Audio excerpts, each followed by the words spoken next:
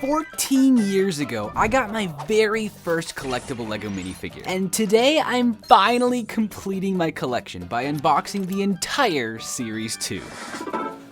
Starting with this one. It was such a magical moment finding that first minifigure in my stocking on that Christmas morning. So I stole it so I could shove them all inside to try to recreate that feeling. I just gotta be careful for the exposed scissors that are in there, which we're gonna use to cut open our very first figure. All right, let's see if this is one I had before or it's brand new. The skier, awesome. So this is one I absolutely had growing up. Although I don't remember that face. That smile is a lot wider than I remember. He's got a little bib on that would be perfect if I ever wanted to do a Winter Olympics video. I'm actually gonna write that down. Got a lovely ski cap. And my favorite part of this figure is the accessories. They're so cool. Not only can you put the skis on his feet and the poles in his hands, but if you want to display him on the black display plate, these skis have like half bars that you can hold together like this, and they actually fit in the minifigure hand. Wow. And then since he only has one free hand left, the ski poles likewise go together so he can hold him like that. That's such a clever yet simple little trick that really elevates this figure. Plus you even get a bonus pole. I've created this long blue platform that we're gonna store each figure that we find. Oh, we can put each figure on as we find them to hopefully collect all 16. I did get these from eBay, so there is a small chance there is a duplicate, and I would be very sad about that. But I'm gonna be cautiously optimistic and open the next figure. Let's see, it's the gladiator guy. Awesome. This is actually one I did not have growing up. I've never actually seen this figure in person. Even after all these years, the paper cape is still crisp and pristine. He's got a very angry expression and a very awesome beard. Slight golden printing to show his six-pack armor, a man skirt, and all three of these pieces are awesome. We've got a shield. This one doesn't have any printing on it, but it's still really cool. I think this might have been one of the first times this piece with the stone on the front was used. An amazing spear with a rubber tip, and this helmet with the little broomstick plume on top. Wow, this came together really nicely, and we can add it to our collection here. I do also want to take a look at the sheet here. Maybe I should mark off the figures that I've had and not had. Would that make things more exciting? It might actually. So growing up, I had 8 of these, exactly half, which leaves the other 8 as brand new figures. That means we have an exactly 50-50 chance that this next figure is new. Let's see who it is. Oh, Pharaoh! Another new one. Awesome. So he's got some very Egyptian printing on the legs there, a scarab torso necklace kind of thing, some fancy makeup there, and oh, it's printed. Awesome. This kind of Egyptian headdress sort of looking thing. Plus this snake staff. I don't know if this series was made before or after the, what was it called? Pharaoh's Quest line, but it was definitely around that time, and definitely used this piece and maybe this piece. Add that to the pile and move on to the next one, which is Disco Man. An absolute classic from my childhood. Look at this piece, this afro piece. Technically introduced in series 1 with the clown figure, but it works so well on this guy. He's got his chest out, chest hair necklace, his snazzy little vest with purple sleeves, and then Brick Fever, this record label thing. Comment below if you know what records are. This guy's giving me flashbacks to the Disco Zoo music video. Oh, but that actually reminds me, I completely forgot about the side quest I was gonna do. With all these figures, I was gonna imagine what a 2-ville would look like. So what kind of videos I would make and what kind of builds for each figure. So I kind of said for this guy, Winter Olympics, build him like a ski hill. This guy, I don't know, like a Coliseum sort of thing, like battles or, I don't know, battle royale. This guy, just pyramids, Egypt, that would be fun. This guy, disco club, like the Club Penguin Dance Club sort of thing. Oh, this is fun. I don't know when or if I'll ever get to making a 2-ville, but comment below your ideas for some of these figures. I think there's a lot of potential with these old classic series to potentially do like some of them all at once. I know I'm super behind in all that, but you know, eventually we'll get there. But ignore that. We're gonna focus on the next figure, the Karate Kid. So I literally used this figure in my Summer Olympics video. It actually would have been really nice to have this extra torso so we wouldn't have to do Slovakia dirty by giving him a female torso. But this guy comes with this amazing micro gold trophy. I believe this was the first instance of one of these micro figs, and it comes with 2 of them in gold, which is like the coolest color. They've been used a lot in like micro scale sets since then. This is the first of 3 times they appeared as like a trophy. I think there was a silver in series 3 and a bronze in series 4. So that's something to look forward to when I eventually unbox those as well. Oh, and then for a video for this one, dojo. Literally just build him the Club Penguin dojo. Why are all my ideas Club Penguin based? There you go, buddy. All right, can we get a Club Penguin based idea from this figure? Let's find out. It's the surfer. There's a surfing mini game in Club Penguin. And this is, wow. I don't know if this is the first Lego surfboard. I know there's bigger ones in classic sets, but this is the first like minifig scale, tiny one. They set the bar pretty high right at the start. This is some really nice printing, actually. Speaking of which, he's got the same kind of pattern going on his shorts and a very aggressive six-pack there. Is that like orange ink printing on that? What on earth? I also really appreciate the little tie on his little swim trunks there. That's a cool detail. He's got a very chilled out expression, a very chilled out hairstyle, and he can either hold his board and just pretend that he's a surfer and never actually surf, or he can ride the waves. Look at this. Imagine building like a Lego, I think people have done this before, but wave machine and like test surfers on it. That would be a fun video. I can just picture this guy saying, dude, a lot in the video. You can also just be very aggressive and put the surfboard directly on the base plate, but that won't work too well if you want to display it next to other figures. Speaking of which, I actually want to make a slight change to the ordering here. We're going to put all the figures that I had growing up on this left side. That'd be these three. And all the new dudes will go on the right side. I would put them like way down here, but then you wouldn't be able to see them, so let's just keep it like this for now, and I can always just rearrange. But will we have to rearrange this next figure? The suspense is honestly killing me. It is the sombrero guy! Yeah! I've been wearing a sombrero this entire time waiting for this guy. That's not actually true, but I'm wearing it now, and I'm wearing it for the rest of the video. This is one of my favorite Lego pieces ever. And it definitely comes in one of my favorite figures from Series 2. Other than the torso and pants, which I guess are a little bit boring, every piece in this figure is fantastic. I've already gushed enough about the sombrero with all the printing all the way around, but then we've got Mustache Man over here. That is a fantastic mustache. These cool paper ponchos with the incredible patterns that go on the front and backside of his torso that covers up the boringness. Oh, I remember using these bad boys for the Stardew Valley Scarecrow in 22ville. And last but not least, the maracas. This guy is an all-time classic. I don't know if Lego would make him today, but they've made so many sombrero figures since then. Like the Lego Movie Taco Tuesday guy, the mariachi band player, the Pinata Boy, Speedy Gonzales, and Ernesto de la Cruz. What a fabuloso lineup of figures here. I love them all so much. If Lego finds a way to release another one of these in current year, I'll be the first one in line to buy 2 of them. But you can stack the hats, you can stack the sombreros. This is not a drill. That is incredible. Sorry, I'm having too much fun with these sombreros. Oh. Anyways, in 2ville, I'm building this man a Mexican restaurant with all the different sombrero guys in one giant mariachi band. It's just constantly playing amazing music so that none of the patrons can eat because they're just so distracted.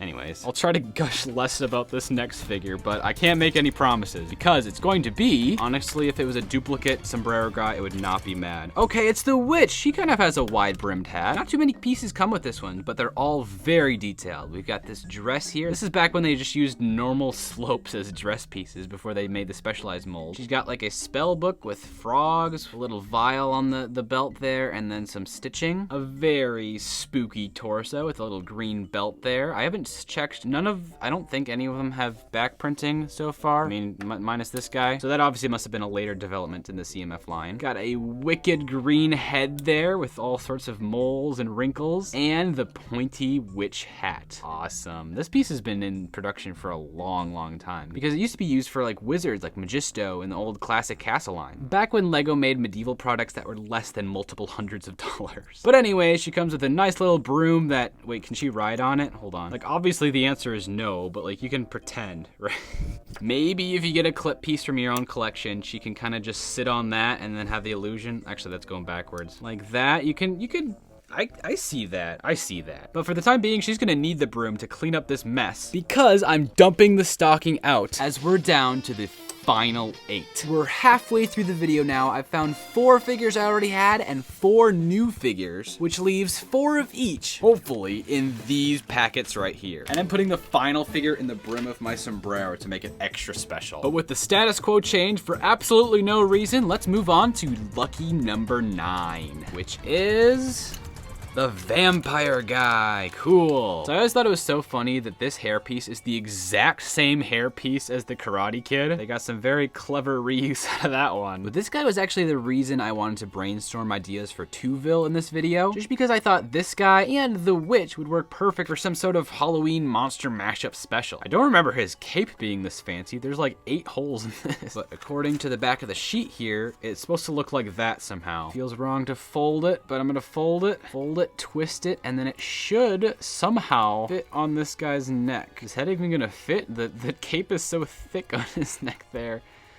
Wow, okay. His reused hairpiece and the classic bat. It's also really interesting to compare this figure with the new, not really new anymore, Series 25 Basil the Batlord Vampire Knight minifigure. Granted, this was only $3 when it released, and this was $5, but look at how much they stepped up the quality. A printed cape that has fancy shaping. This one has fancy shaping, but it's not as fancy. He comes with this multi-piece axe construction, a printed shield that's fantastic, dual molded legs, printing on the arms and torso and back the torso probably. We were just living in simpler times, but the head is actually very similar. This guy's got a mustache and this one doesn't. What a difference 14 years and $2 makes. Anyways, let's rush on to the next figure, which is going to be, I saw some green there, it's the weightlifter. So I do have a confession with this one. I never grew up with this figure, but for the Olympics video, I don't know why I keep pointing at that guy. He wasn't in that, but this guy was. I got him on Bricklink. So it was just the figure. He didn't come with his weight. So this is actually the first time I'm seeing these in person. Look at that. I always thought this was like a stud on a tire, but it's just the similar mold kind of built into this dumbbell piece. A 3-long bar that he can strain and sweat as he tries to lift that. And you may also recognize this guy because there was a recolor of him featured in the Olympics 2012 London Olympics series with the exact same piece in different colors for the dumbbell, the exact same haircut, a very similar expression on their face, and like the leotard, I mean, that's pretty different. But once again, it's really cool to see these figures side by side. These released a lot closer to each other than the vampires did. And I don't know what I would do for Tuville in this, because like I've already built a gym, I've already done the Olympics, maybe something with like world records, like he's trying to lift the strongest, he's trying to become the world's strongest man, or I don't know. I'll leave that one for you guys to come up with. As we move on to the final 5th figure, or 6th actually, there's one in the hat. We've got the Explorer Discovery Man person.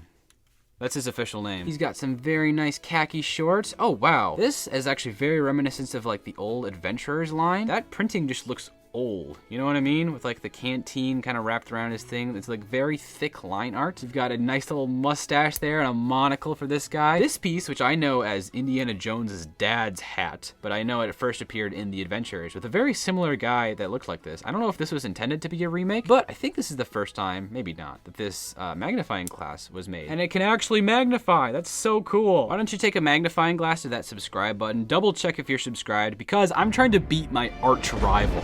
I could use all the help I could get. Anyways, he also comes with not 1, but 2 binoculars. 1 for each eye, or 1 pair for each eye. You can dual wield binoculars. They're quadoculars. Sorry, I'll just put this one on his hat. And you can be a semi-normal figure there. He seems like the kind of guy who would say tally-ho. You know what I mean? Anyways, tally-ho, it's on to the next figure. Tally-ho, tally-ho, tally-ho, tally-ho, tally-ho, tally-ho, tally-ho. It's the lifeguard. I think I actually got this for the Olympics video too, or I ordered it. I don't know if it arrived in time for the actual video, but it's kind of cool. This would actually go very well with the surfer if I was gonna do a potential Tuville build or video, because I could do like, I built a Lego beach. I went to the beach in Lego. I simulated, simulated's good. I simulated a Lego shark attack, right? I know there's like several videos that are like multiple millions of views, where it's like a stop motion made for kids, and it's like the girl goes swimming and then the shark attacks the girl, and then the guy saves him, and then she's like, I love you now. We would do that, but in reverse, where the girl is the lifeguard and saves the guy from surfing. But she comes with a little mini surfboard flotation device, swimsuit that says GT. I think that's a reference to whoever designed this figure. The little life jacket on the bottom there. And this hair, I think this is the same hair as the Series 1 cheerleader. Is this the same person? find out in 1/2ville. Yeah, the 2ville lore goes pretty crazy. There's a lot of theories about it. Don't worry about it. We're gonna move on to the fourth to last. I keep forgetting about the one in my hat. I think we have 2 more new ones than ones I had as a kid, so hopefully we're due for another. Yes! This is the ringleader. I've always liked this figure, partially because of that amazing mustache. It's so like curly Q, and he's got a top hat. I remember as a kid, actually, this figure was huge. This was my only top hat growing up, and so like every time I wanted to build a snowman, boom, I stole this guy's hat. If I was doing anything with like making a rich billionaire, I needed the hat. There's so many opportunities. A magician. I never had the Series 1 magician growing up. So if I wanted to make a magician, boom, I stole this guy's hat. This guy was used for many a custom growing up. He also has this white whip piece, which I may be mistaken, but this might be the first time the whip appeared in like this kind of like in motion form. The Indiana Jones line introduced the all curled up whip that would kind of get stretched out like this if you played with it wrong. But this is just pre-formed like this from the beginning. So this is useful for like fishing poles and all sorts of other things. But anyways, yeah, he's a perfect little ringleader. This is the greatest show. Obviously for this one, I would build a circus. I think a Lego circus would look really cool with like a big tent or whatever. And then obviously it could be like a big trendy thing, because isn't that a popular thing, like the Incredible Digital Circus or something? So like maybe tie it into that. I don't want to do that. Ugh. I'm really bad at jumping on trends because like it takes me too long to make a video, and then by the time I make the video, the trend isn't popular. So I'm just gonna stay as far away from that as possible. But I think a circus could be a evergreen topic. That would be pretty cool for this guy. Also, this has nothing to do with anything, but I've been playing some Stardew Valley recently, and I've been dressing my character to look like this guy for, I don't know why. But I do know why. We need to move on to the second to last figure. Something about retention. If I take too long babbling about sombreros, people like click off or something. I don't know. But you're not gonna click off to see this figure. It's who is this? The pop star. Look at that. She's got all sorts of fun makeup on, jewelry, a bedazzled little gown there. This seems like it's from the wrong figure. I'm getting the pink space girl vibes from those pants, but they've got all sorts of buckles.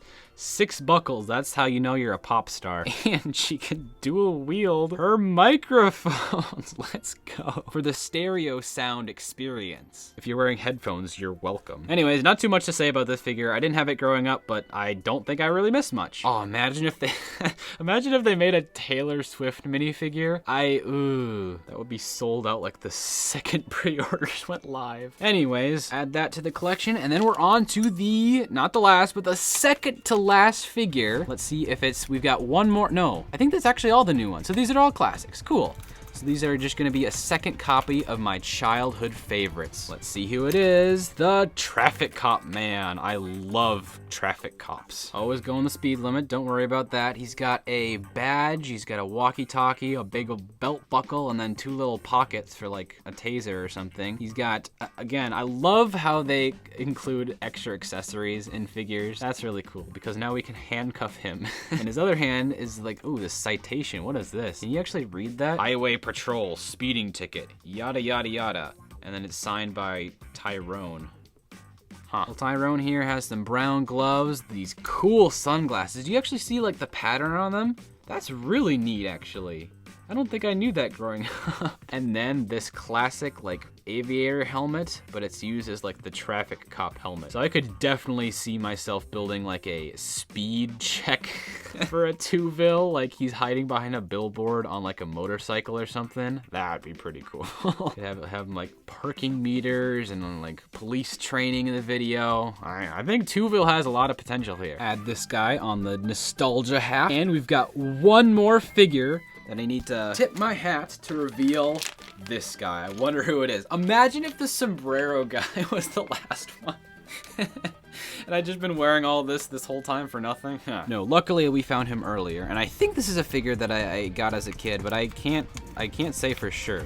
The only way to find out is to dump it out right now. Okay, yeah. Oh, yes! I love this figure too. It's a close second to Sombrero Guy. This is Mimi the Mime. I just made that name up right now, but he is fantastic. I believe it's the first figure, not the only one, since like the new D&D figures came with multiple heads, but definitely the first to come with 3 heads in one minifigure. This is amazing. Because it doesn't have a hat that kind of blocks the back of its head, it can't have an alternate face. face, and I don't think at this time they were really even doing alternate faces in CMFs, but they just included alternate heads as different expressions, because like Mimi... I just thought about like what I would do for Tuville. I'd build him a giant castle, but it'd be invisible. Or something like that, you know, because like he'd just gonna do the giant, he's trapped in a box. What's going on here? Hey, I can't get out. And so he would turn his smile into a scared face like, I'm trapped in here, guys. Get me out, I'm running out of air. And then as soon as he's about to like pretend die, he's like, man, it's been nice knowing you guys. If you hadn't just let me out of the box, I could have just been free. Come on. And then he finally, he found the invisible doorknob, and boom, he's free. Yes, let's go.